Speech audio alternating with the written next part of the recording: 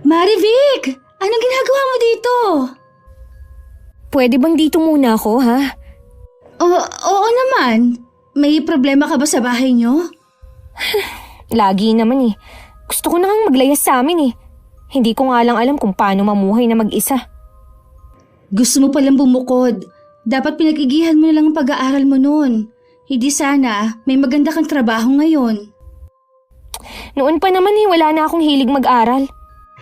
Alam mo ba kung gaanong karaming bata ang naghahangad na makapag-aral lang? Isa ka sa mapalad na nabiyayaan na makatungtong sa paaralan, tapos yan lang ang sasabihin mo. Hindi ko naman siguro kasalanan na lumaki ako sa maayos na pamilya, na kayang ibigay ang mga kailangan ko. Kaya nga maswerte ka kesa sa kanila, kaya sana huwag mong sayangin ang oportunidad, no? Mas matanda ako sa'yo pero kung pangaralan mo ko para kang ate ko. Mas matanda ka nga sa akin, isip bata ka naman. Pwede ba kahit ngayon lang? Huwag mo muna akong sermonan. Kaya lang naman kita pinagsasabihan para na rin sa kabutihan mo. Nag-aalala lang naman ako sa'yo eh. Alam ko naman yun. Kaya lang kasi nakakarindi na rin eh. O sige, hindi na. Pwede mo bang sabihin sa akin kung ano na naman ang problema mo sa inyo? Nag-away na naman kami ni Itay. Nakarating kasi sa kanyang pakikipagrelasyon ko kay Riley. Kahit ako ayaw ko sa boyfriend mo eh. Sa dami naman kasi ng lalaki, sa kanya ka pa talaga pumatol. Mahal ko si Riley at ganun din siya sa akin. Ano bang problema niyo sa kanya? Imposible na hindi mo alam kung anong mga ginagawa niya. Kung saang gang siya nabibilang. Marivic, masamang impluwensya si Riley sa'yo. Ayaw lang kita mapahamak ng dahil sa kanya. Kung ang tinutukoy mo, yung sinasabi nilang adik si Riley, inggit lang ang mga nagpapakalat ng ganyang chismis. Tingnan mo nga kung paano magbihis at magsalita. Alam mo pareho talaga kayo ni tatay. Hinusgahan niyo na agad si Riley dahil sa panlabas na anyo niya. Hindi ko siya hinuhusgahan. Marami lang akong naririnig na hindi maganda tungkol sa kanya.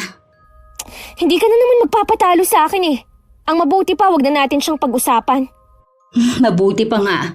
Baka nagugutom ka, may pagkain dyan. Pwede bang matulog muna ako? Inaantok na kasi ako eh. Oo naman. Maiwan muna kita dito sa kwarto ha. May gagawin lang ako sa labas. Bata pa lang magkaibigan na kami ni Marivic. Sa lugar namin kilala ang pamilya niya na nakakaangat ang buhay kumpara sa iba. Mabait din ang mga magulang niya. Lalo na ang kanyang ina nung nabubuhay pa.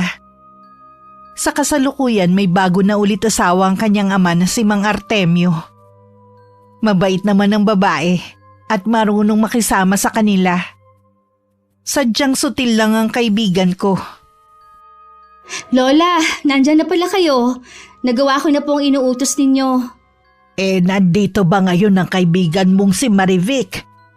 Opo, La. Natutulog po siya sa kwarto. Paano niyo po nalaman na nandito si Marivic sa bahay? Nakita ko kasi na may ibang tsinelas sa labas eh. Oo nga po pala. Nakalimutan ko ipatabi sa kanya eh. La, nagsabi po pala si Marivic na kung maaari dito daw muna siya sa atin. Nagkaproblema na naman ba sila ni Artemio? Opo, ang pinag-awayan nila tungkol sa pakikipagrelasyon niya kay Riley. Sutil din kasi ang kaibigan mo eh. Bakit hindi niya gayahin ang mga kapatid niya na mababait at responsable sa buhay? Hindi naman po ako nagsasawa sa pangaral sa kanya. Siguro po, hindi pa siya handang makinig. Kailan siya makikinig? Kapag napahamak na siya o mga tao sa paligid niya? Kaya nga po kailangan pa rin niya ang gabay. Isa po kasi sa ikinagagalit niya yung pag-aasawa ulit ng tatay niya. Wala namang masama doon. Mabait naman ang madrasta niya at inaasikaso ang tatay niya. Hindi ba niya naiisip na balang araw magkakaroon sila ng mga kapatid niya ng sariling pamilya? Sino makakasama ng tatay nila pagtanda? Iyon nga po ang sabi ko sa kanya eh. Wala namang masama kung dumito siya sa atin kesa kung saan pa siya mapunta. Hindi lang ako sang-ayon sa nobyo niya. Sa dami naman kasi ng lalaki doon pa siya nagkagusto. Kaya nga po sila nagkagalit na namang mag-ama. Hindi ko rin po gusto si Riley pero kilala ko po si Marivic na kapag kinokontra, lalong ipipilit ang gusto. Mabuti nga sa tagal niyong magkaibigan hindi kanya naiimpluwensyahan sa masamang gawain. Kilala niyo naman po ako, hindi ako basta nagpapa-impluwensya. Alam ko po ang tama at mali. Sana naman balang araw, magising ang kaibigan mo at maimpluwensyahan mo magbago. Bata pa naman po si Marivic, magbabago pa rin po siya. Bandang hapon na nang magising si Marivic. Nagpasama siya sa akin sa labas. May kailangan lang daw siyang kausapin. May palagay ako na makikipagkita siya kay Riley. Pinayagan naman kami ni Lola Erlinda. Wag lang daw kami magpapagabi. Ilang minuto pa lang kaming nakakaalis nang dumating naman si Mang Artemio. Pasensya na sa abala, Aling Erlinda. Akala ko bumalik yung dalawa Pasok ka muna. Ang tinutukoy niyo po bang dalawa yung apo niyo at ang anak kong si Marivic? Oo, dumating siya kanina at nakiusap kay Rhea na kung pwedeng dumito muna. Pasensya na po kayo kung lagi na lang kayong naaabala ng anak ko, ha? Wala yon, Artemio. Kaibigan siya ni Rhea. Hindi ko rin maaatim na basta na lang siya pabayaan. Baka lalo siyang mapahamak sa labas Pero sana, inaayos niyo ang problema. Nabanggit ang apo ko na nag-away kayong mag-ama. Marami kaming hindi pinagkakasunduan ni Marivic kahit nung buhay pa ang nanay niya. Lalo lang lumala nung mag-asawa ulit ako. Sa nakikita at naririnig ko mabait naman ang asawa mo ngayon. Mabait po talaga siya. Kasundo nga siya ng 3 kong anak Tanging si Marivic lang talagang matigas ang ulo. Ilang beses na rin niyang sinagot-sagot si Nita. Mula pa nung bata si Marivic kapansin-pansin na ang kakaiba niyang ugali sa mga kapatid niya. Aminado naman po ako sa bagay na yan. Imbes na tapos na siya sa pag-aaral, puro barkada lang ang inatupag niya. Kaya pinatigil ko na lang. Lagi din siyang pinapayuhan ng apo ko Baka sakaling makinig. Nagpapasalamat nga ako kay Rhea Kahit papano kasi may matinong kaibigan ng anak ko. Kung inaalala mo ang anak mo rito, huwag kang mag-alala. Hindi namin siya pababayaan. Pwede siyang dumito hanggat gusto niya. Yun nga lang medyo mahigpit ako. Wala pong kaso yun sa akin. Tama lang naman na mahigpit kayo dahil bahay niyo to. Siya nga po pala. Magbibigay ako ng panggastos ni Marivic. Wag na. Malit lang naman ang gastos ng anak mo Nakakahiya naman po. Lagi na lang kasing nang naaabala ang anak ko sa inyo. Alisin mo sa isip mo na abala ang anak mo. Yun nga lang, simple lang ang buhay namin. Hindi siya maaaring mag-inerte rito. Baka po matutunan niya dito kung paano makisama. Pero gusto ko pa rin siyang kausapin sa ibang araw. Mas gusto ko pa rin kasi na sa bahay siya tumuloy. Kakausapin ko rin. Baka mapaliwanagan ko siya. Maraming salamat po, Aling Erlinda. Paano, hindi na rin po ako magtatagal. Babalik na lang ako sa ibang araw. Tama nga ang hinala ko na makikipagkita si Marivic sa boyfriend niya. Madilim na rin ang paligid nang umuwi kami. Habang daan, nagtatalo pa kami magkaibigan. Bilisan na natin ang paglalakad. Siguradong kayo na pa tayo hinihintay ni Lola Erlinda Ikaw naman kasi ang tagal mo makipag-usap. Masyado ka namang takot sa lola mo. Hindi ako takot sa kanya. Malaki lang ang respeto ko sa kanya. So wala akong respeto sa lola mo, ganun ba? Parang ganun na nga. Nangako kasi tayo na uuwi agad bago dumilim. Kita mo nga na nag-uusap pa kami ni Riley. Anong gusto mo? Basta ko na lang siyang iwan, ganun? Di sana, nauna ka na lang umuwi. Hindi naman kita pwedeng iwan mag-isa doon, no? Lalo't alanganin ang lugar. Kung makapagsalita ka naman, akala mo may masamang gagawin sa akin si Riley. Kahit may relasyon na kayo, hindi mo pa rin siya lubusang kilala. Mag-boyfriend ka na kasi. Nang sa ganun, maintindihan mo ko. Hindi yan ang priority ko, no? Kailangan ko makatapos sa pag-aaral para masuklian kong pagtatrabaho ni inay sa malayo. Pwede ka namang magtapos habang may boyfriend ah. Nangako kina lola at inay na hindi muna ako papasok sa isang relasyon hanggat wala akong hawak na diploma. Ewan ko sa'yo. Alam mo, tama nga ang sinabi ni Riley. Ang boring-boring ng buhay mo. Wala akong pakialam sa opinion niya. Mainit talaga ang dugo mo kay Riley, no? Sa susunod na makikipagkita ka sa kanya ha, huwag mo na akong isama. Hindi ko binagala ng lakad ko hanggang makarating kami sa bahay. Nasa balkonahe si Lola Erlinda at halatang hinihintay kami. Naiwan naman ako habang tumuloy na sa kwarto si Marivic. Pasensya na po lola kung ginabi na kami. Hindi ko na kayo tatanungin kung saan kayo galing. Pero ayoko nang maulit na gabihin kayo sa labas ng bahay, ha? Opo lola, hindi na po ito mauulit. Sinabihan ko na rin po si Marivic. Kahit kasi probinsya tong lugar natin eh. Marami na rin nagkalat na masasamang loob sa panahon ngayon. Gusto ko lang kayong ingatan na magkaibigan. Alam ko naman po yun, la. Siya nga pala. Tumawag ang inay mo kanina. Bukas daw magpapadala siya ng pera. Bayaran mo na raw ang balanse mo sa eskwelahan. Opo, lola. Bukas po ng umaga ako pupunta sa bayan. Paalala ko lang, iha ha. Mahirap ang trabaho ng inay mo sa Maynila. Wala siyang inihingi na anumang kapalit sa kanyang pagsasakripisyo. Pero ang nais niya makapagtapos ka. Dahil yun lang ang may pamamana niya sa'yo. Alam ko naman po yun. Kaya nga po pinagbubutihan kong pag-aaral. 1 taon na lang naman po magtatapos na ako. Sabi ko nga sa nanay mo tinutupad mo ang pangako mo sa amin. Siyempre naman po la. Kayo ang dahilan ko kung bakit gusto ko magtapos. Tara na sa kusina. Nakaluto na ako ng hapunan natin. Tawagin mo na ang kaibigan mo.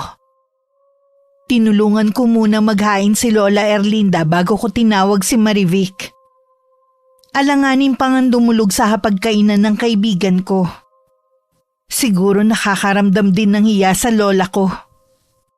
Pasensya na kayo, Lola Erlinda ha, kung ginabi kami ng uwi ni Rhea. Hindi naman sa pinaghihigpitan kita, iha ha. Kaya lang kasi nasa puder kita. At kung ano man ang mangyari sa iyo pananagutan kita.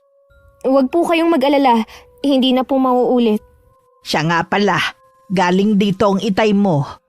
Ang bilis naman niyang makatunog na nandito ako. Ano raw po ang kailangan niya?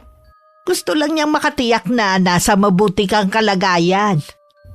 Sus, ngayon pa siya nag-alala sa akin Baka napapahiya siya dahil sa ibang bahay ko pa gustong makitira kesa sa mismong bahay namin.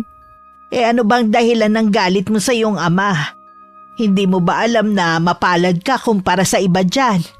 Nagpatong-patong na po ang galit ko kay tatay Sa tingin ko, hindi na kami magkakasundo kahit kailan. Huwag mong sabihin yan. Iisa lang ang magulang natin. Naranasan mo nang mawalan ng ina. Gusto mo bang mawala ang itay mo na hindi kayo nagkakasundo? Kasalanan niya po kung hindi kami magkasundo. Hindi siya gumagawa ng paraan para magkaayos kami. Mabuti pa po kumain na tayo. Lumalamig na po ang pagkain. Nabuti pa nga. Kanina pa ako nagugutom Sige na. Mauna ka nang kumuha ng ulam. Kilala ko si Lola Erlinda. Alam kong hindi niya nagustuhan ang mga sagot ni Marivic. Ngayon lang kasi sila nagkausap. Dati kasi tahimik lang niyang inoobserbahan ang kilos nito tuwing pinupuntahan ako. 1 linggo na sa amin si Marivic. Nang madatnan namin ni Lola Erlinda na nasa sala namin siya kasama ang boyfriend na si Riley. Wala naman sinabi si Lola. Pero alam kong hindi niya nagustuhan ang naabutan. Kaya naman masinsinan kong kinausap si Marivic. Bakit mo naman pinapunta dito si Riley? Anong masama? Boyfriend ko naman siya. Hindi ka naman kasi nagpaalam na papupuntahin mo siya. Baka nakakalimutan mo. Bahay ito ni Lola Erlinda. Pasensya na. Nakalimutan ko Akala ko ayos lang sa inyo. Ikaw na rin ang nagsabi na mabigat ang dugo ko sa boyfriend mo. Sana naisip mo na hindi siya pwede dito. Parang maliit na bagay nagagalit ka. Hindi ako nagagalit. Sinasabi ko lang sa'yo ang hindi ko gustong mga ginagawa mo. Hindi naman kasi porke na dito ako nakatira sa bahay mo. May karapatan ka ng pagsalitaan ako. Baka nakakalimutan mo din. Magkaibigan lang tayo. Pasensya ka na kung lagi kita napagsasabihan. Kaibigan kasi kita. Kaya gano'n na lang ang pagmamalasakit ko. Nang araw na yun nagpaalam na si Marivic na uuwi na sa kanila. Maayos naman siya nagpaalam kay Lola at maging sa akin. Nag-away ba kayo ng kaibigan mo kaya siya biglang nagpaalam? Pinagsabihan ko lang po siya. Hindi ko rin gusto ang ginawa niya. Kaya mabuti na rin na umuwi na lang siya sa kanila. Hindi tayo ang tao makakapagpabago sa kanya. Naimpluwensyahan na po kasi siya ni Riley eh. Wala na po siyang bukang bibig kundi ang boyfriend niya. Hayaan na lang natin ang kanyang ama magdisiplina sa kanya. Tayo kasi may limitasyon lang kahit gusto natin na mapabuti siya. Oo nga po. Nasaktan din ako sa sinabi niya kanina na kaibigan lang ako. At wala akong karapatan na pagsabihan siya. Kita mo na ang ugali ng kaibigan mong yon. Ganun pa siya pagkatapos natin siyang tanggapin sa bahay natin. Hindi naman siya dating ganun magsalita. Sabi nga pala ng inay mo kung gusto mong magbakasyon sa kanya ngayon sem break mo. Padadalhan ka raw niya ng pamasahe. Tamang-tama daw uuwi din ang dalawa niyang kasama sa probinsya. Wala siyang kasama sa boarding house. Ay, sige po Lola. Magbabakasyon po ako sa Maynila. Matagal ko na pong gusto na makarating doon. Sabi ko na nga ba matutuwa ka. Kayo po ba Lola hindi sasama? Pinipilit nga ako ng inay mo Sabi ko, hindi ko na kayang mahabang biyahe. Dito ko na lang ako siya hihintayin pag uwi niya. Konting tiis na lang po uuwi na rin sa atin ang inay. Nang mga sandaling yun, hindi na rin nagulat si Mang Artemio na madatnan sa bahay nila ang anak niya. Mabuti naman at umuwi ka na. Nakakahiya naman kina Aling Erlinda at doon ka pa nakituloy Alam mo naman na hikaos din sila sa buhay. Hikaos ba yung nakakapag-aral si Rhea? At 1 taon na lang magtatapos na? Hindi pa yun matalino ha? Sadya lang talaga na masipag at matyaga si Rhea para makatapos. Masipag din ang nanay niya. Biruin mo nagtitiis na maging janitress sa Maynila para mapag-aral ang anak. Gusto ko na nga rin po sanang bumalik sa pag-aaral Ano naman na nakain mo at gusto mo na ulit mag-aral? Naiinip na po kasi ako Di magtrabaho ka. Gusto ko nga pong bumalik sa pag-aaral, hindi ang magtrabaho. Ngayon pa, kung kailan maraming taon nang nasayang. Bakit naman po sayang? Gusto ko nga bumalik sa pag-aaral Babalik ka tapos ano? Maglolo ko ka lang sa pag-aaral? Seseryosohin ko na nga po ang pag-aaral ko. Kung gusto mo mag-aral, pwede ka naman mag-working student. Maraming gumagawa niyan ngayon. Tay naman, bakit ang mga kapatid ko pinagtapos nyo? Tapos ako ayaw niyong papasukin? Pinag-aral kita noon, di ba? Hindi lang pangungumbinsi ang ginawa ko sa'yo, kundi ilang beses din akong nakiusap sa'yo na magpatuloy ka sa pag-aaral. Pero anong ginawa mo? Mas inuna mo pa ang pakikipagbarkada mo at pakikipag-boyfriend. Noon po yun. Ngayon gusto ko nang mag-aral. Wala na akong pampaaral sa'yo. Ano po? May trabaho naman kayo Alam mo naman na magre-retiro na ako ngayong taon. Gusto ko, ang pensyon na makukuha ko para na lang sa sarili ko. Sinabi ko na yun sa inyo noon, di ba? Gusto ko lang kayong makatapos lahat para sarili ko naman ang iintindihin ko. Hindi ko po maalala na sinabi niyo yun dati. Ayaw mo naman kasing intindihin ang sinasabi ko. Tanungin mo mga kapatid mo, alam nila yun. Tay, paano yan? Gusto ko rin pong magtapos katulad ng mga kapatid ko. Baka naman naiinggit ka lang sa kaibigan mong si Rhea dahil 1 taon na lang gagraduate na siya. Hindi naman po siguro masama kung mag-aaral ulit ako. Hindi nga, pero ikaw ang magpaaral sa sarili mo. Wala ka nang aasahan sa akin. Tay naman, maawa naman kayo sa akin. Gusto ko rin maging tulad ng mga kapatid ko. Yan ang napapala ng walang kwenta mong pagre-rebelde. Walang nagawa si Marivic kundi manlumo na lang sa desisyon ng ama. Ang dahilan kasi kung bakit gusto niyang bumalik sa pag-aaral dahil kay Riley. Gusto kasi ng pamilya nito na nakatapos din sa pag-aaral ang ipapakilalang babae. Ikaw naman kasi, pinag-aaral ka noon pero puro bulak-bulang ang ginagawa mo. Huwag mo na nga akong sisihin. Akala mo naman napakatino mo nung nag-aaral ka. Kahit pa paano nakapagtapos ako, hindi ka tulad mo. Talaga bang ginagalit mo ako, ha? Ikaw naman hindi na mabiro. Kaya nga ako nakipagkita sa'yo para gumaan ang loob ko. Lalo mo pang ginagatungan ng nararamdaman kong galit. Pasensya ka na. Pero sa totoo lang, wala namang dapat sisihin dito, kundi ikaw. Alam ko naman yun Kaya nga gusto kong ituwid ang nagawa kong mali noon. Kaso ayaw na nga ni Itay na pag-aralin ako. Ang gusto ba naman mag-working student na lang ako? Pwede naman para lang makatapos ka. Alam mo, isa ka pa Akala mo yata ganun kadaling pagsabayin ng trabaho at pag-aaral? Alam ko na mahirap pero kaya mo naman siguro. Nagagawa nga ng iba Akala ko noon, pinakamalas na si Rhea dahil wala siyang ama. Janitress lang ang nanay niya sa Maynila pero nakakapag-aral pa siya. Yun pala, mas higit akong malas sa kanya. Magkakaiba talaga tayo ng kapalaran. Anong gagawin ko, Riley? Paano ako matatanggap ng pamilya mo? Bakit? Sigurado ka na ba sa akin? Oo naman. Huwag mong sabihin na hindi ka pa sigurado sa akin sa lagay na to, ha? Nag-aalala kasi ako na baka hindi ka magustuhan ng mga magulang ko tumitingin din kasi sila sa estado sa buhay. Masyado naman yatang matapobre ang mga magulang mo. Akala mo naman lumaki kayong mayaman. Dapat, tanungin mo rin yung sarili mo kung matatanggap ka ba ng pamilya ko. Huwag na nga natin pag-usapan ang tungkol sa mga pamilya natin.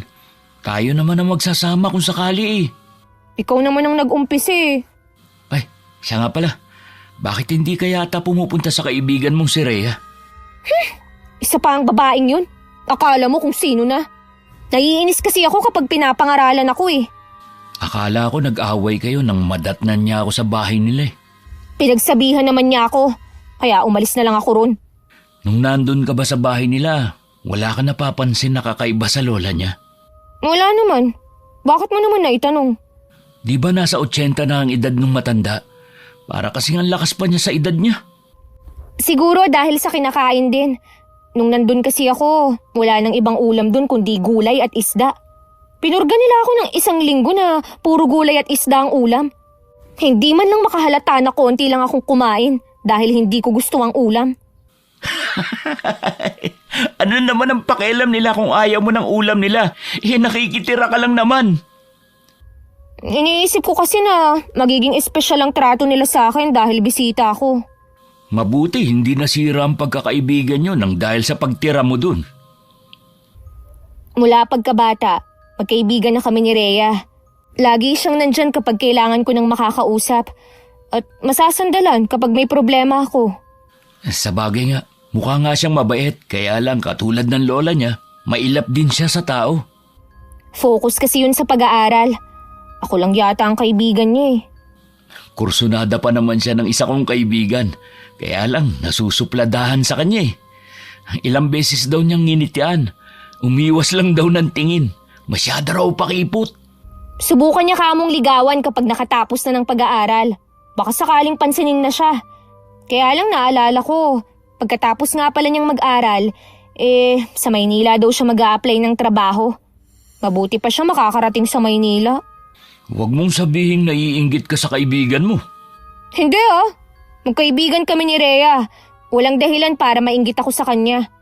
Kasi kung ayaw mong matupad ang pangarap niya, may paraan para mahadlangan natin siya. Tigilan mo na nga si Rhea. Ayoko na pinagpaplanuhan niyo siya ng masama.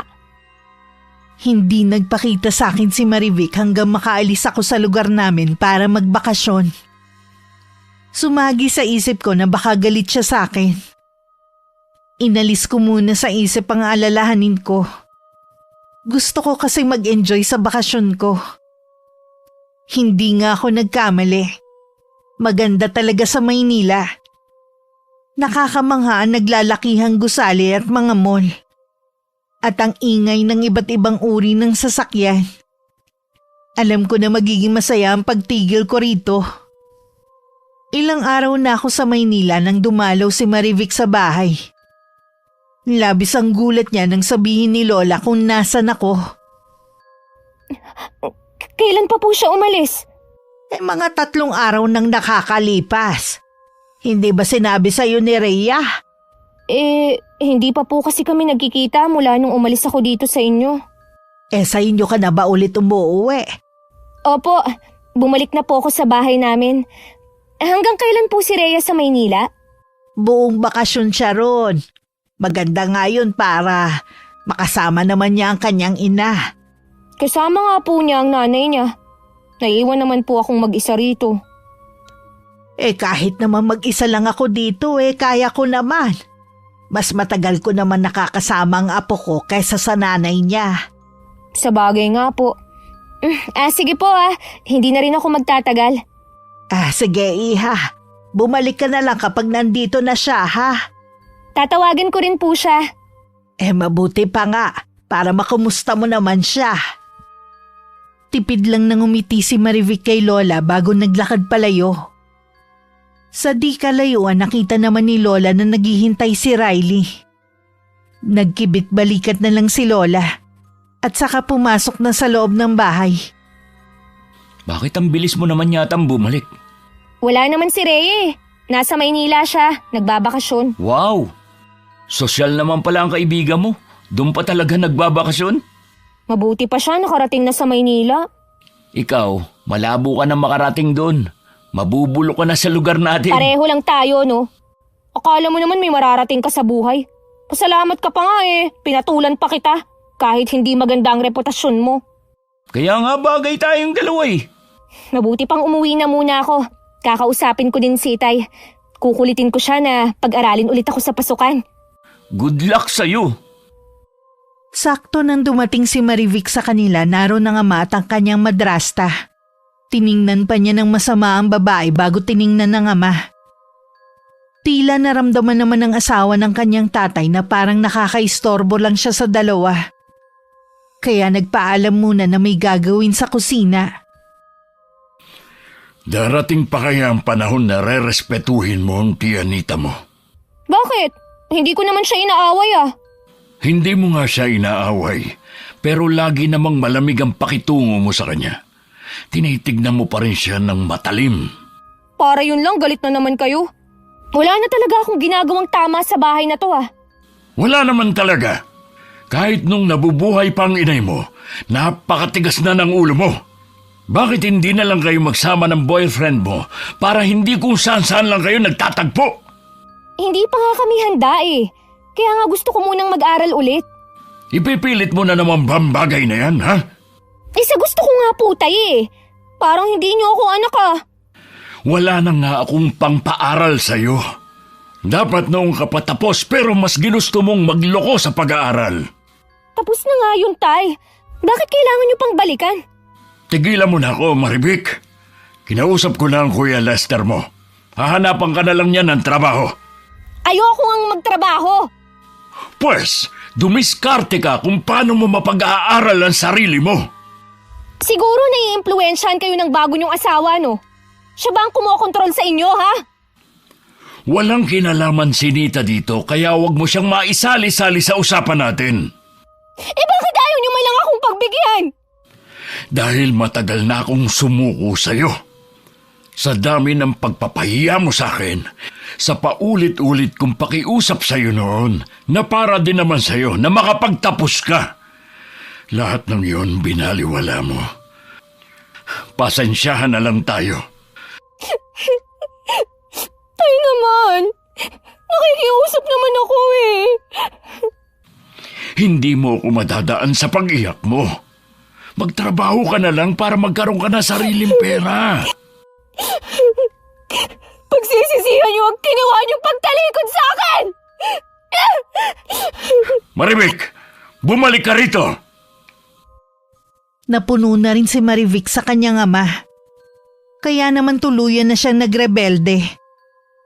Lahat ng bisyo na alam ng boyfriend na si Riley, sinubukan din niya. Tama na yan. Lasing ka na eh. Wag mo nga akong pakialaman. Kung ayaw mong basagin ko sa mukha mo ang boteng hawak ko, lumayo ka sa akin. Sige, bahala ka. Nag-aalala lang naman ako sa iyo eh. Tatay ko nga, wala nang pakialam sa akin eh. Tuluyan na niya akong pinabayaan. Sundin mo na lang ang gusto ng tatay mo. Maghanap ka na lang ng trabaho. Ang mga akong utusan sa kung anong dapat kong gawin. Dahil nga sa'yo, kaya gusto kong bumalik sa pag-aaral eh. Hindi naman na mahalaga kung makapagtapos ka eh. Hindi ka nila gusto. May iba silang napupusuan para sa akin. Ha? Sino naman ang babaeng yun? Hindi ko rin alam eh. Wala rin naman akong interes kaya hindi ko na inalam kung sino. Wala naman palang kwenta ang buhay ko eh. Ayos lang na nagpakasira na lang ako. Ikaw naman, maliit na bagay eh, magre-rebelde ka.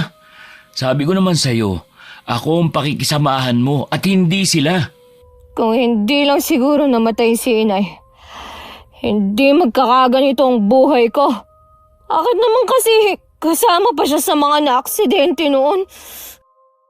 Wala ka nang magagawa. Sinundo na siya ni kamatayan eh. Bigyan mo pa ako ng isang bote. Sigurado ka. Baka mamaya gumapang ka na naman pa uwi. Basta bigyan mo pa ako. Oo na, huwag ka nang magalit. Kukuha na kita, sandali lang. Bagal. Dahil sa sunod-sunod na pag-uwi ng lasing ng anak, hindi na napigilan na sumambulat ang galit ni Mang Artemio. Kinabukasan kahit natutulog pa ang kaibigan ko, ginising niya ito. Bumangon ka dyan. Mag-usap tayo. Bakit ba ang aga-aga eh? Galit na naman kayo. Imbis na magbago ka, lalo ka pang nagre-rebelde. Wala ka na nga silbi sa bahay na ito. Puro pakahihiyan ang inaakyat mo. Kung kailan ka tumanda, tsaka ka naman umasta na parang teenager. Kasalanan niyo naman po kung bakit ako nagkakaganito eh. Imbis na kasi ipakita mong karapat dapat kitang bigyan ng isa pang pagkakataon, ito pang ginagawa mo. Kung saan-saan ka nagwawala kasama ng boyfriend mo na wala rin pangarap sa buhay. Yan bang ikinagagalit niyo ha? Yung pagkawala ko? Ang gusto ko, tumino ka. Ayusin mo yung buhay mo. Bakit hindi mo gayahin ang mga kapatid mo? Wala rin naman silang kwentang kapatid. Hindi man lang sila maaasahan.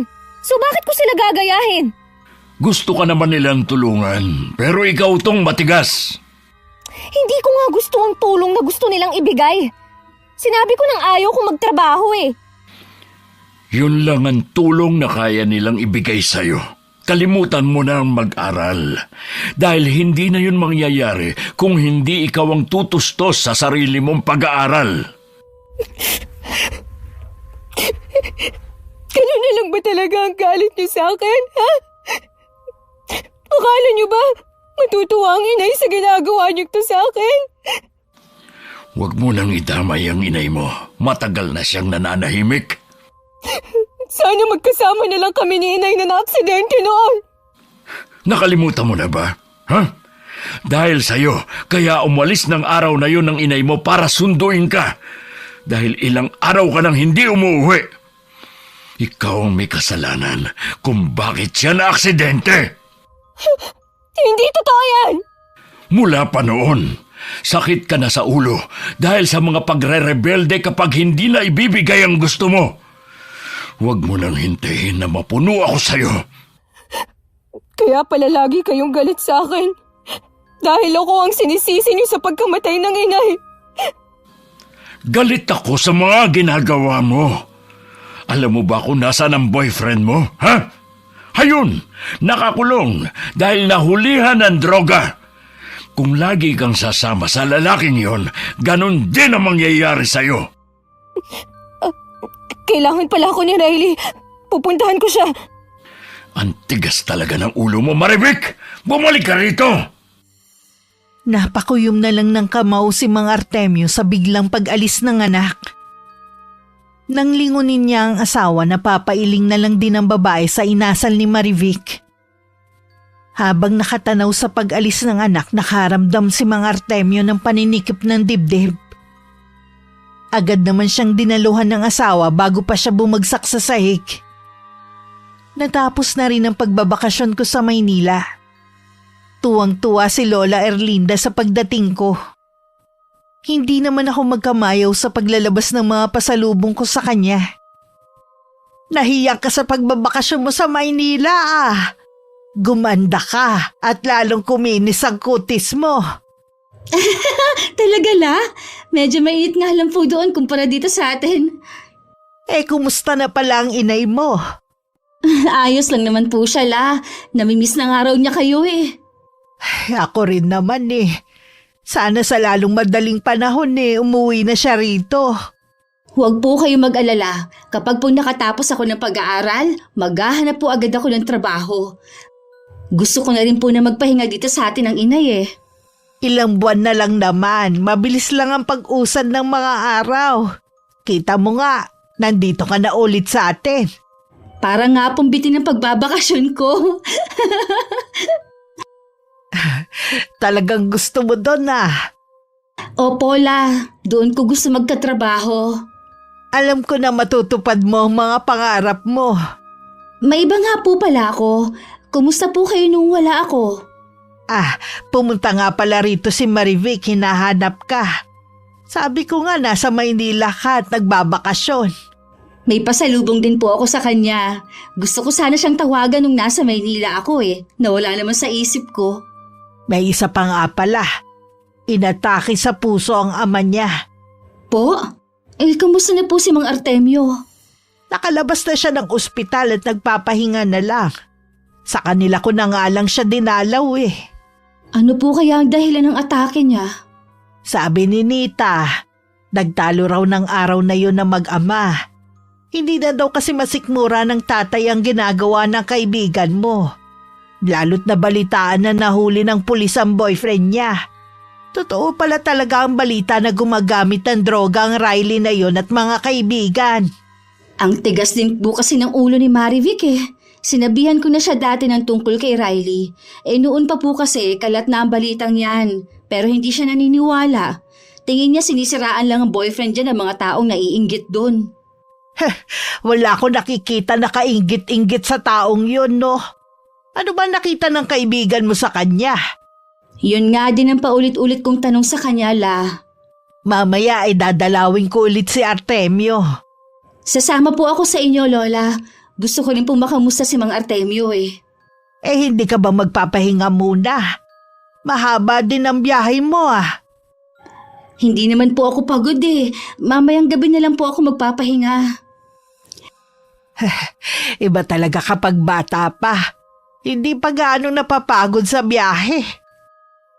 Inayos ko lang ang ibibigay kong pasalubong at niyaya ko na rin si Lola na pumunta na kami. Pagdating namin sa kanila, mag-asawa lang ang nandun. Hindi na raw doon nakatira ang kaibigan kong si Marivic. Nag-aalala ako na baka lalo siyang mapariwara kung hindi namin siya makikita. Sinubukan niyo na bang lumapit sa mga pulis? Yung isa ko na lang daw na anak ang bahala. Sana naman po umuwi na si Marivic. Sana maisip man lang niya ang kalagayan ninyo. Nabanggit nga pala ng lola mo na sa Maynila ka nagbakasyon. Kumusta naman ang nanay mo? Ayos lang naman po siya. Ang swerte ng nanay mo sa'yo. Lumaki ka kasing mabait at masunuring bata. Sana katulad mo si Marivic. Huwag po kayo mawalan ng pag-asa. Magbabago rin po si Marivic. Maiisip rin po niya ang mga mali niyang ginagawa. Sana nga. Ang kailangan lang kasi mailayo siya sa Riley na yun. Sa tingin ko siya nag-uudyok na gumawa ng masama ang anak ko. Mahal na mahal po kasi siya ni Marivic Tingin ko po hindi niya basta iiwan ng boyfriend niya. Apo, bakit hindi mo muna puntahan si Nita sa may kusina? Baka may maitutulong ka sa kanya. Nakakaiya kasi na ipaghahanda pa niya tayo ng merienda. Sige po, Lola. Imaiwan ko na po muna kayo. May gusto po ba kayong sabihin sa akin na ayaw niyong marinig ni Rhea? Oo, yun ang dahilan kung bakit ako dumalaw. Walang alam si Rhea sa kakayanan na meron ako. Nakita niyo ba ang mangyayari sa hinaharap? Medyo malabo ang nakikita ko. Pero alam ko na may kinalaman ito sa'yo at sa anak mo. Sabihin niyo kung anong nakita ninyo. Mas makakabuti na hindi niyo na muna pauuwin dito si Marivic. May trahedya akong nakikita na mangyayari sa hinaharap na may kinalaman siya. Kung hindi ba dito uuwi si Marivic, posible bang mapigilan ang mangyayari? Hindi ako sigurado pero ito lang ang naiisip ko. Sige, sasabihin ko sa anak ko na itigil na muna ang paghahanap kay Marivic. Pasensya ka na kung kailangan ko tong sabihin sa'yo, ha? Nagpapasalamat nga po ako sa inyo dahil binalaan niyo ako. Hindi ko nakakayanin na may trahedya na namang mangyayari sa pamilya ko. Aling Erlinda, si Marivic kaya ang nagdadala ng kamalasan sa pamilya namin? Hindi ko masasagot ang tanong mong yan. Ngunit sa nakalipas na taon hinayaan ko siya maging malapit kay Rhea. Baka sakaling magbago siya. Pero lalo siyang lumala dahil siguro sa impluensya ng barkada at nobyo. Napabayaan ko din siya noon, lalo na nang mamatay ang kanyang ina. Kayo rin po nagsabi noon na may masamang mangyayari sa asawa ko dahil kay Marivic. Lahat ginawa ko para maprotektahan siya. Pero napalingat lang ng konti. Nakalabas siya ng bahay. Siguro hanggang doon na lang ang buhay ng asawa mo. Natanggap ko na rin na wala na siya. Hindi ko lang talaga maiwasan na malungkot tuwing maaalala ko ang trahedya na yon. Nang makauwi kami ni Lola, kapansin-pansin ang pagiging tahimik niya. Naisip kong baka may kinalaman ang pag-uusap nila kanina ni Mang Artemio. Uusisain ko sana siya kaya lang nakakaramdam na ako ng antok. Nagpaalam na lang ako na matutulog ng maaga at hindi na maghahapunan. Busog pa kasi ko dahil sa masarap na meriendang niluto ni Aling Nita. Habang nakahiga, naalala ko ang pag-aasikaso sa amin ng babae. Kahit noon wala akong nababalitaan na may masamang pag-uugali siya. Kaya nakakapagtaka na hindi makasundo ni Marivic. Nakatulugan ko na ang pag-iisip sa bagay na yun. Kinabukasan maaga akong nagising. Sinilip kita kagabi, pero mahimbing ka na natutulog. Pasensya na, Lola, kung hindi ko kayo nasaluan sa hapunan. Hindi na rin ako kumain kagabi. Busog pa rin kasi ko Naparami nga po ang kain ko ng pansit at biko na niluto ni Aling Nita. Ang bait niya po talaga. Kung bibigyan lang sana ng pagkakataon ni Marivic ang madrasta niya, siguradong mapapalapit siya. Iba kasi talaga ang ugali ng kaibigan mo. Oo nga po pala. Napansin ko po nung makauwi tayo kahapon, naging tahimik na kayo. May kinalaman po ba sa naging pag-uusap ninyo ni Mang Artemio? Siguro, kailangan mo na rin malaman ang lihim ko.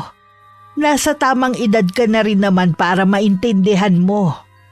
May itinatago po ba kayong lihim, Lola? Alam to ng inay mo at ilang taga rito.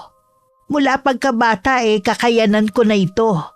Nung tumatanda na ako bihira na lang mangyari na makita ko ang mangyayari sa hinaharap. Nakikita niyo po ang mangyayari pa lang? Oo, apo. Katulad na nangyari sa nanay ng kaibigan mo. Binalaan ko silang mag-asawa noon na ang magiging sanhi ng kamatayan ni Betty ay ang mismong anak niya. Pero sadyang mas malakas ang hatak ng kamatayan sa kanya. Ano po ang sinabi ninyo kay Mang Artemio? Meron na naman po ba kayong nakikita na masamang mangyayari? Oo, may kinalaman na naman ng kaibigan mo sa trahedyang parating. Pinayuhan ko si Artemio na wag nang pauuwiin sa kanila si Marivic. Ano bang meron kay Marivic? Bakit nagdadala siya ng kamalasan sa pamilya niya? Hindi lang sa pamilya niya, maging sa ibang tao. Kaya po ba hindi ninyo gusto si Marivic? Noon pa kasi mabigat na ang pakiramdam ko sa kanya tuwing nasa paligid lang siya. Oras na maramdaman ko na banta na siya sa buhay mo, patawarin mo sana ako, Apo, kung ipapaiwas kita sa kanya. Maiintindihan ko naman po kayo kung sakali. Pero sana po hayaan niyo akong payuhan pa si Marivic. Malay niyo, ngayon makinig na siya. Sige, Iha. Gusto ko rin namang mapabuti siya. 3 araw na akong nakakabalik nang magpakita sa akin si Marivic. Nakangiti naman siya pero may kakaiba sa kanya na hindi ko matukoy kung ano. Malikot din ang mga mata niya at balisa ang kilos. Kapansin-pansin din ang pagkabawas ng timbang niya. Narinig ko nga na bumalik ka ng araw. Buti naman ikaw na ang dumalaw sa akin. Galing kasi kami ni Lola sa inyo Hindi ka na nga raw nakatira doon. Napilitan na akong umalis sa bahay na yun. Saan ka na nakatira ngayon? Sa bahay ng kaibigan ni Riley. Doon na muna ako pansamantala. Ayos ka lang ba doon? Medyo hirap nga ako Baka naman meron ka dyan kahit magkano. Sige, pahihiramin kita. Meron pa naman ako ditong natira sa pamasahe ko. Mabuti ka pa, nakarating na sa Maynila. Alam mo bang pangarap ko din makarating doon? Kaya lang, hanggang pangarap na lang siguro. Gusto mo bang makapagtrabaho doon? Pwede kong kausapin ng inay. Alam ko kasi kailangan pa ng isang tao sa pinagtatrabahuhan niya Ipapasok mo ako na janitress, ha? Ganun na ba talaga kababang tingin mo sa akin?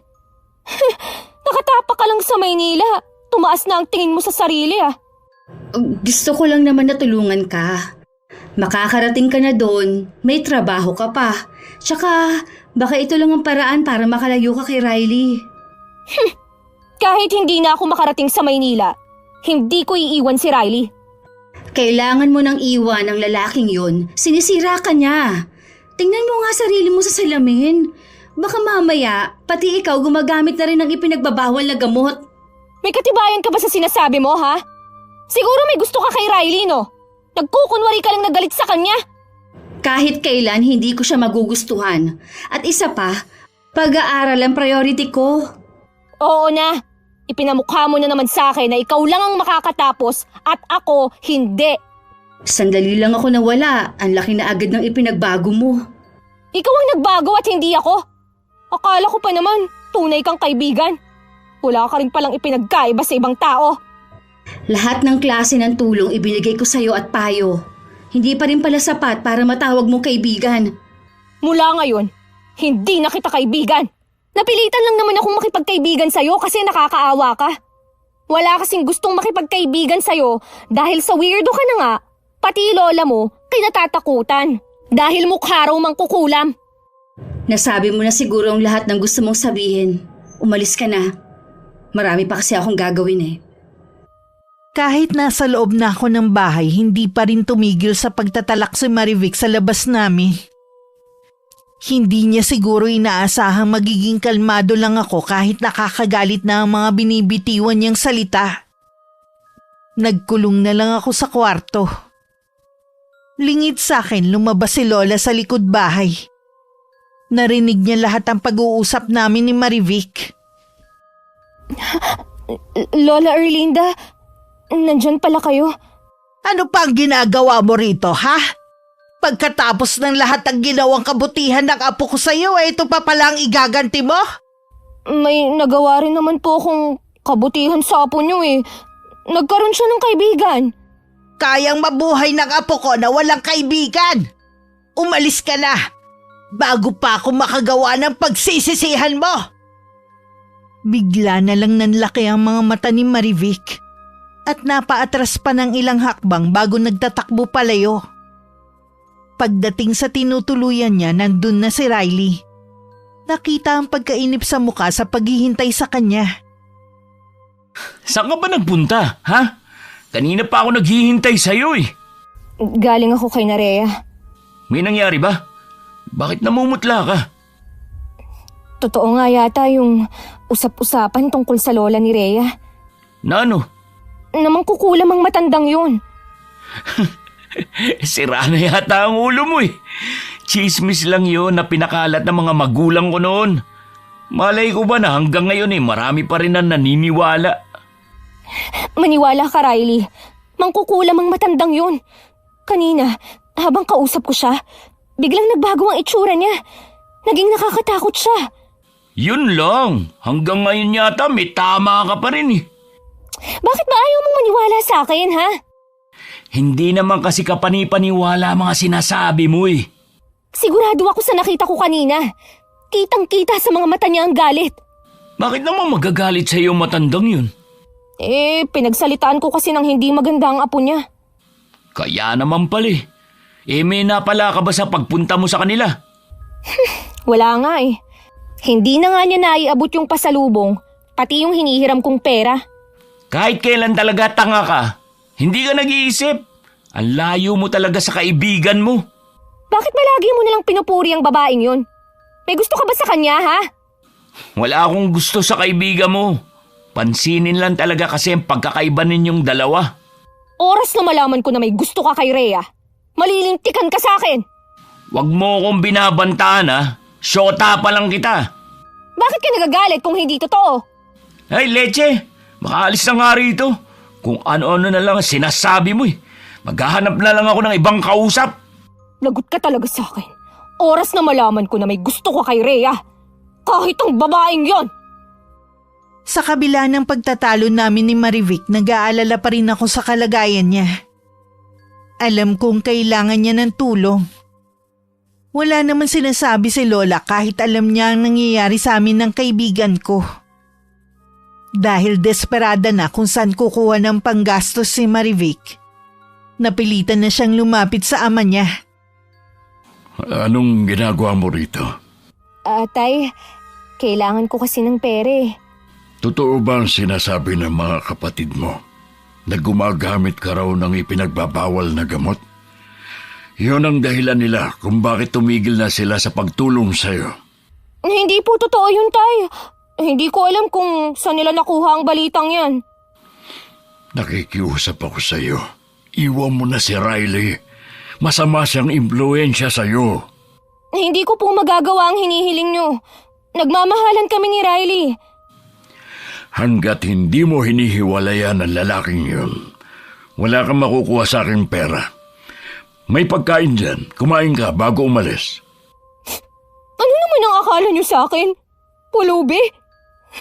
Dahil ko pang namamalimos eh. Ikaw ang may kasalanan kung bakit ganyan ang buhay mo ngayon. Ako na lang lagi ang sinisisi nyo. Sino ang gusto mong sisihin, ha? Ibang tao? Ayaw nyo kasi akong intindihin eh. Buong buhay mo, wala na kaming ginawa kundi ang unawain ka. Pero sige ka pa rin sa pagre-rebelde mo. Kung tutuusin nga, mapalad ka sa ibang tao dyan. Ang dapat mo lang gawin, magpakatino pero hindi mo pa magawa. Wala naman pala akong mapapala sa pagpunta ko rito. Mabuti pa, umalis na lang ako. Mabuti pa nga. Tatanggapin na lang kita uli dito sa pamamahay ko kapag iniwan mo na ang lalaking yun. Malabo pong mangyari yun. Matinding pagpipigil lang sa sarili ang ginawa ni Mang Artemio para pigilan ang anak na umalis. Naalala niya kasi ang bilin ni Lola. Ipinagdasal na lang niya ang kaligtasan ng anak habang nasa labas. Marami pa kaming nabalitaan na kinasangkot ang gulo ni Marivic kasama ang boyfriend niya. Nakakadismaya na sa ganun lang hahantong ang buhay niya. Pero hindi na namin hawak ang mangyayari sa kanya. Siya pa rin ang magdedesisyon kung patuloy siyang magpapakasama. Alam kong galit na galit ka sa tatay mo dahil tuluyan ka ng pinabayaan. Wala na akong tatay at mga kapatid. Kabilog na nagmadrast ako ang mga ulo nila. Lalo tuloy akong nagagalit sa kanya. Gusto mo bang gumanti sa kanila? Ha? Ni minsan, hindi yan pumasok sa isip ko. Tuturuan lang naman natin sila ng leksyon. Ayoko, Riley. Lubayan mo na lang ang pamilya ko. Kapag ba namatay ang tatay mo, sa tingin mo, may makukuha ka? Oo naman. Kapag naibenta ang bahay namin, may party ako dun. Tinalikuran ka na nga nila eh. Paano ka pa mapapartihan? Napuno na ang tatay mo at mga kapatid mo sa pagre-rebelde mo sa kanila. Hindi maaari. Yun na lang ang meron ako. Ang hina mo rin kasi. Natitiyak ko, hahadlangan na madrasta mo na may makuha ka. Palagay ko, nagngingit-ngit na rin yun sa galit sa'yo. Ano bang paghihiganti yung binabalak mo?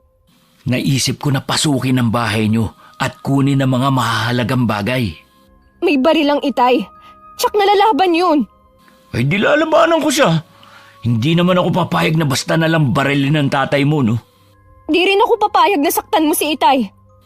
Itinakwil ka na nga eh. Pinagtatanggol mo pa. Tatay ko pa rin yun kahit anong mangyari. Bahala ka na nga. Ikaw na nga tinutulungan ko eh. Ayoko lang kasi na makulong. Advance ka naman. Kulong agad na sa isip mo. Di sa tingin mo, saan tayo pupulutin kung sakaling mahuli tayo? Sige nga. Sa bagay nga. Sa aming dalawa ng tatay mo, iisa lang ang dapat matirang nakatayo. Siyempre, hindi ako papayag na maunahan ng tatay mo. Kaya hindi natin pwedeng gawin ang plano mo. Pag-isipan mo pa rin. Wala na kasi tayong panggasto sa mga susunod na araw. Hindi naman pwedeng hindi tayo bibili ng mga kailangan dito sa bahay. Nag-iisip na rin ako ng paraan. Dapat gumawa ka rin ng paraan. Ito na nga naisip ko para magkapera tayo. Ayaw mo naman. Oh, saan ka pupunta? Maghahanap ng pera. Dahil siguro wala nang maisip na lapitan si Marivic, pumunta siya sa bahay. Nagkataon namang wala ako at si Lola lang ang naabutan niya. Matiim ang titig ni Lola sa kaibigan ko na para bang binabasa ang kanyang kaluluwa. Biglang naalala ni Marivic ang huling beses na nagkausap sila. Bigla siyang namutla at nakaramdam ng takot. Tatalikod na sana siya nang pigilan siya ni Lola Erlinda. Huwag ka munang umalis. Alam ko natatakot ka sa akin. Sino naman po ang hindi matatakot sa inyo? Totoo po palang kumakalat na balita tungkol sa inyo. Walang maniniwala sa'yo kung ipagkakalat mo man ang nakita mo. Sasaktan niyo po ba ako? Kung balak kitang saktan, sana noon pa. Marami kang sinasabi na hindi maganda sa apo ko lalo kapag nakatalikod siya. Pero kahit kailan hindi ko naisip na gumanti sa'yo. Alang-alang sa pagkakaibigan nyo. Pangako po, hindi na ako magsasalita ng laban sa apo niyo. Kaibigan naman po talaga ang turing ko sa kanya eh. Aasahan ko yan. Siya nga pala. Kung ano man ang pinaplano mo sa tatay mo, wag mo nang ituloy. Mas malaking kapahamakan lamang ang naghihintay sa'yo. Hindi ko po alam ang sinasabi niyo. Wag mong ayunan ang kagustuhan ng nobyo mo. Paano niyo po nalaman ang plano niya? Marami akong kayang gawin na hindi alam ng ibang tao. Halimaw nga talaga kayo. Kung nasa matino kang pag-iisip, hindi mo yan masasabi. Itinuring pa naman kitang apo dahil kay Rhea. Hindi ko gugustuhin na maging lola ang isang tulad mo. Ang malas naman ni Rhea at ikaw pa ang naging lola niya. Alam ba niya ang tungkol sa sikreto mo? Hindi kita pipigilan kung gusto mong sabihin sa kanya ang nalaman mo tungkol sa akin. Hindi lang kay Rhea ko sasabihin. Sa buong baryo pa natin. Tingnan ko lang kung hindi ka nila sugurin dito at sunugin pati ang bahay mo.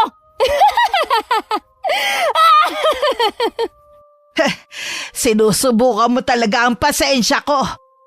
Sige lang, tumawa ka lang hanggat gusto mo. Pagkatapos ng pag-uusap ni na Lola, hindi agad umalis si Marivic. Naghanap siya ng mapagtataguan kung saan pwede niya akong abangan. Hindi naman naging kainip-inip ang paghihintay ng kaibigan ko. Dahil ilang minuto lang naman pauwi na ako. Nagulat naman ako sa bigla niyang pagsulpot sa harapan ko. Marivic, anong ginagawa mo dyan? Inaabangan talaga kita. Ganun ba? Sana sa bahay mo na lang ako hinintay. Galing na ako doon. Tara sa bahay, doon na lang tayo mag-usap. Andito na lang tayo mag-usap. Ayoko kasing marinig ng lola mo ang mga sasabihin ko. Tungkol saan bang sasabihin mo? Tungkol sa lola mo at sa sikreto niya. Ano bang sinasabi mo? Kung biro man ito, wala akong oras na makinig sa'yo. Abala akong tao. Alam ko naman eh. Mabilis lang naman to. Sige, sabihin mo na. Alam mo bang totoo ang kumakalat noon na chismis sa lola mo? Na isa siyang mangkukulam? Ako mismo ang nagpapatunay niyan. Kitang-kita ko kung paano magbago ang anyo niya nung kausap ko siya. Sana, nagising ka na sa ginawa ko. Bakit mo ako sinampal, ha? Nagsasabi lang naman ako ng totoo, ah. Kulang pa yan sa ginawa mong pambabasta sa lola ko. Kahit masama na ang mga ginagawa mo, kahit kailan hindi siya nagsalita laban sa'yo. Maniwala ka man sa hindi. Totoong mangkukulam ang lola mo. Anong alam mo sa totoo? Hindi mo na nga alam ang pagkakaiba ng realidad at ilusyon. Paano kasi adik ka? Yan ang katotohanan, kaya kung ano-ano nang nakikita mo. Kung ako sa'yo, magparehab ka na bago mahuli ang lahat. Walang iya ka! Hindi ako adik! Makikita mo, pagsisisihan mo ang ginawa mong to! Ikaw ang magsisisi sa ginawa mong ito. Dapat hindi na kita tinanggap na kaibigan ko. Wala ka kasing kwentang tao. Yun ang unang beses na nakapagsalita ako ng masama sa kapwa ko. Lalo na sa itinuring ko pang kaibigan. Matatanggap ko pa kung ako na lang ang pinagsalitaan niya ng masakit. Pero ibang usapan na kapag ang lola ko na ang nilapastangan niya. Pagdating sa bahay, naabutan ko si Lola Erlinda na naghihintay sa akin. Alam ko na nagkausap kayo ni Marivic. Hindi ko na po napigilan ang sarili ko, Lola.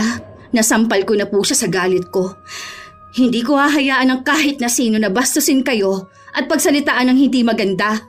Hindi mo na sana siya pinatulan. Tingin ko sa kanya apektado na ang pag-iisip eh. Napuno na rin po kasi ako eh.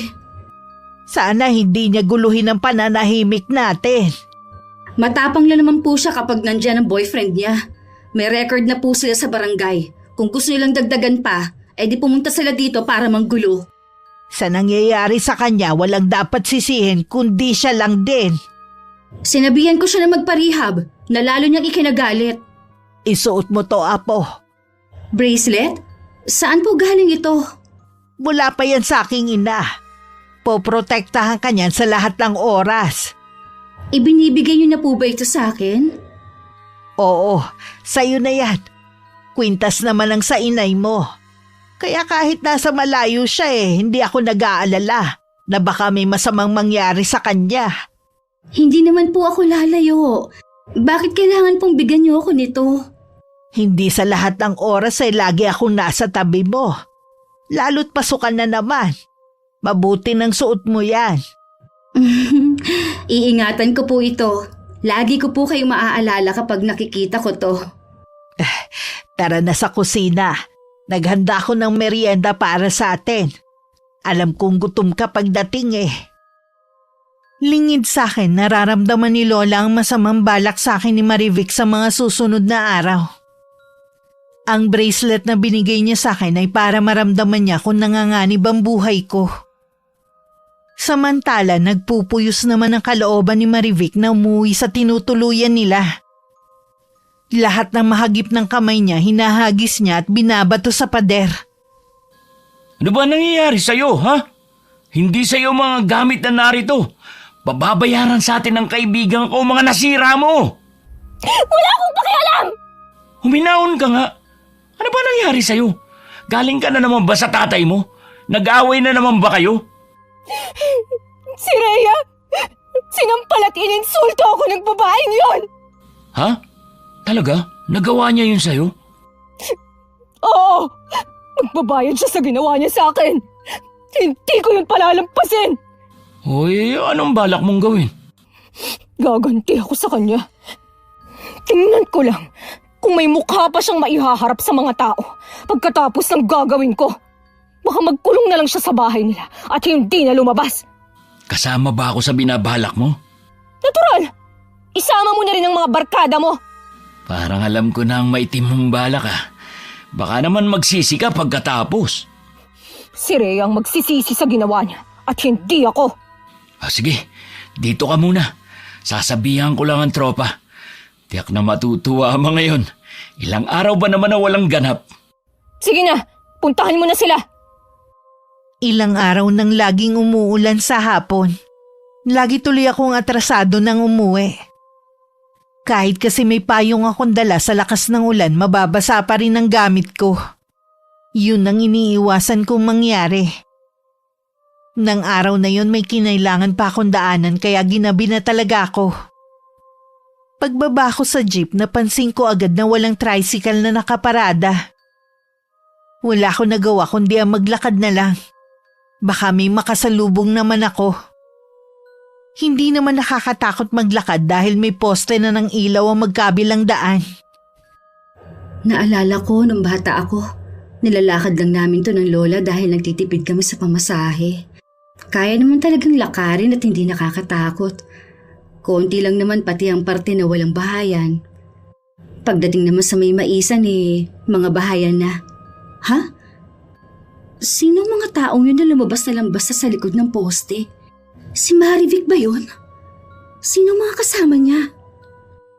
Nang mga sandaling yun, biglang nakaramdam ng matinding kaba si Lola. Tumanaw siya sa labas ng bintana. Umaambon na lang ng mga oras na yun. Kailangan ako ng apo ko. Alam ko may masamang nangyayari sa kanya sa mga sandaling to. Hihingi ako ng tulong sa mga kapitbahay.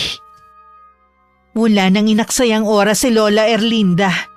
Kinuha lang niya ang balabal niya at debateryang flashlight at saka pumanaog na ng bahay. Dumiretso siya sa mga kapitbahay na hindi naman nagdalawang isip na samahan siya. Nang mga oras naman na yun, hawak ako sa magkabilang braso ng dalawang lalaki. Pilit ako nagpupumiglas habang nagmamakaawa. Pero puro tawa lang ang tugon nila sa akin. Lumapit sa akin si Marivic at malakas akong sinampal. Ibinalik ko lang sa'yo. Ang sama mo! Wala kang kasing sama! Matagal na. Ngayon mo lang nalaman? Nakaganti ka na. Pakawalan niyo na ako. Hinihintay na ako ng lola ko. Nagmamadali ka namang umuwi. Mamaya na! Akala niyo yata, hindi ko alam ang binabalak niyo. Hindi ako tanga. Marivic, hahayaan mo ba ang kaibigan mo na babuyin ng mga to? Ang kaibigan mo nga nagplano ng lahat ng to eh. Gusto niya kasi, wala ka ng mukhang maihaharap sa mga taga rito. Mga hayop! Baboy! Kulang na lang lumabas na ang puso ko sa kinalalagyan nito sa matinding takot na nararamdaman ko. Habang abala sila sa kakatawa, naramdaman kong lumuwag ang pagkakahawak sa akin ng dalawang lalaki. Inipon ko ang lahat ng lakas ko at saka sinipa ko ang harapan ng isang lalaking may hawak sa akin. Tuluyan niya ako nabitiwan at saka ko naman itinulak ang isa pa hanggang makawala ako. Hindi agad sila nakaporma sa ginawa ko.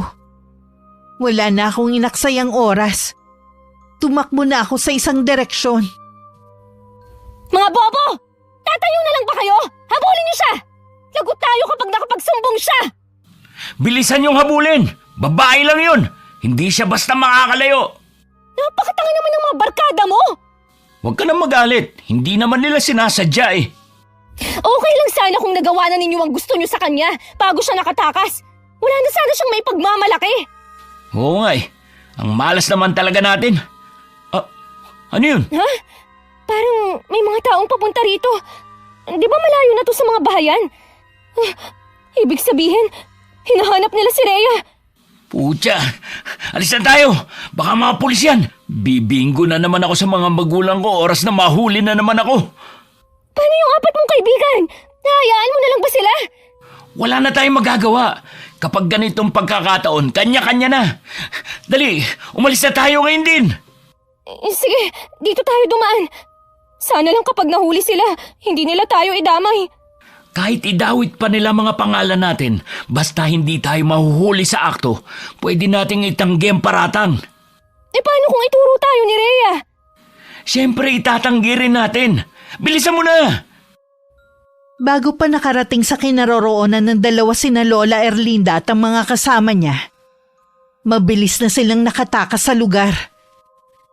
Tanging mga gamit ko na lang ang naiwan sa basang lupa na dinampot ni Lola. Tumingin pa siya sa direksyon kung saan ako tumakbo. Nandito lang ang apo ko! Hanapin natin siya! Nag-umpisa na ulit lumakas ang ulan. Palingon-lingon pa ako sa mga humahabol sa akin. Dahil madilim na sa bahaging yun, hindi ko na namalayan na bangin na pala ang nasa harapan ko. Huli na ng mamalayan ko at bumulusok na ako pababa. At naramdaman ko na lang ang pagtama ng kanang mukha ko sa matalim na bagay. Nasa malapit lang ang apo ko. Narinig ko ang sigaw niya. Rhea! Rhea! Apo ko! Nandito na kami! Nasaan ka? Lola, nandito po ako sa ibaba. Lola Erlinda. Bago pa magdilim ang mga mata ko, nakita ko pa ang mga maliliit na ilaw na palapit sa kinaroroonan ko.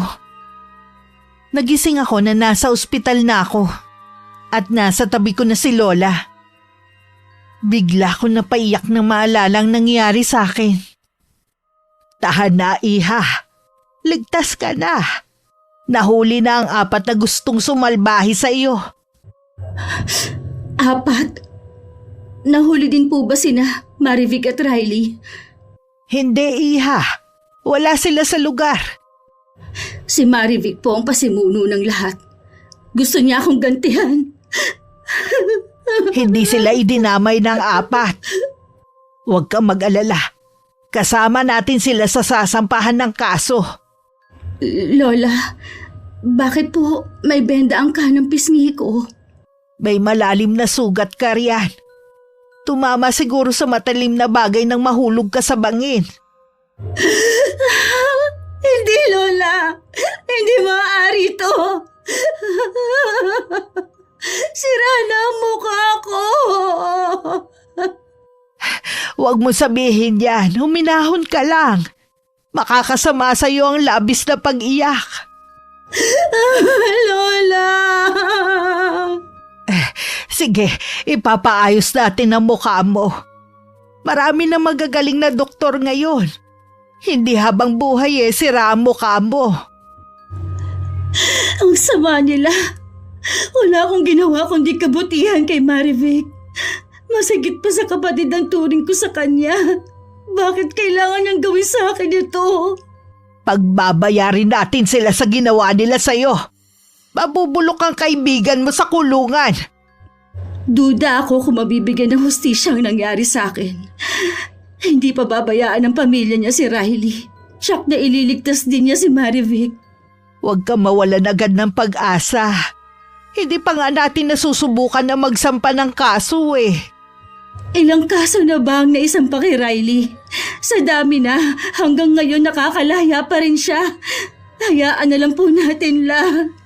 Patawarin mo ko, apo, kung nahuli ako ng dating, ha? Hindi po, Lola. Tama lang pagdating ninyo. Salamat po. Lagi kayong nariyan. Gaya ng inaasahan ko, hindi rin nasampahan ng kaso sina Riley at Marivic. Hanggang sa huling sandali, hindi sila idinawit ng mga kasama. Nang makaharap ko sila, hindi ko na magawang umiyak. Ang nararamdaman ko na lang matinding galit sa dibdib ko. Tuwing pumapasok ako, lagi na lang may takip ang mukha ko. Para hindi makita ng mga tao ang mahaba at malalim kong sugat sa mukha. Alam ko rin nagsasaya si Marivic sa nangyari sa akin. Kahit hindi natuloy yung plano natin sa kaibigan mo, para ka na rin nakaganti sa kanya.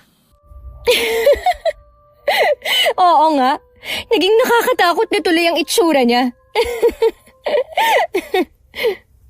Siguradong hindi na yung nakakalabas ng bahay nila. Ang mahalaga, nasira ko ang buhay niya. Siguro naman, Ako naman ang pagbibigyan mo. Ano naman ang gusto mo?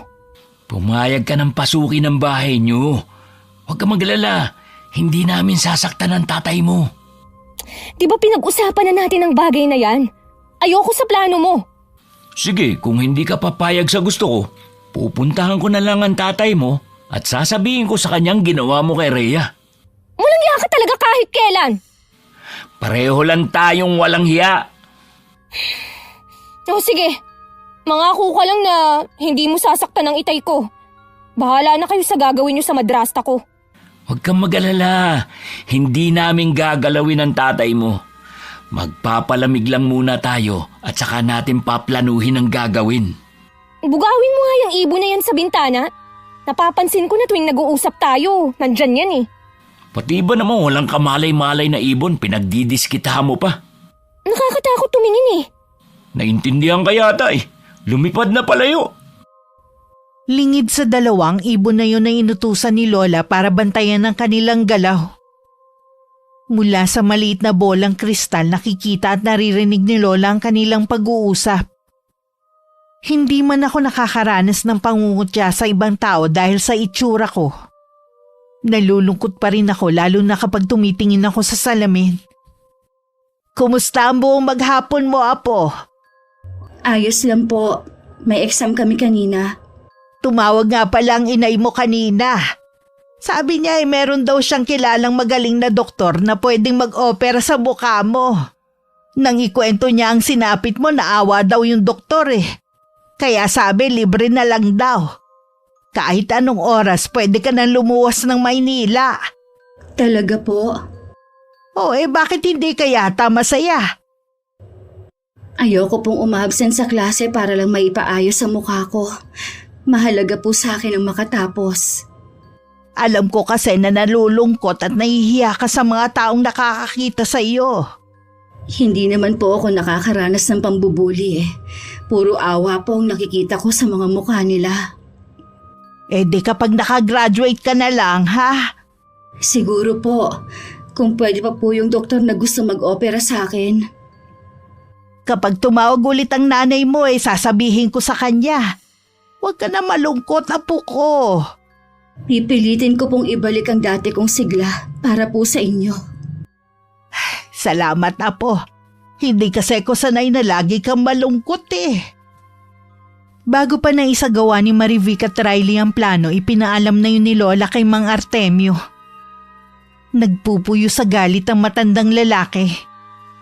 Maging ang kanyang asawa sa kauna-unahang pagkakataon nakaramdam na rin ng galit. Kaya nang dumalaw si Marivic, sinalubong na siya agad ng sampal ng ama. Bumalandra siya sa sofa.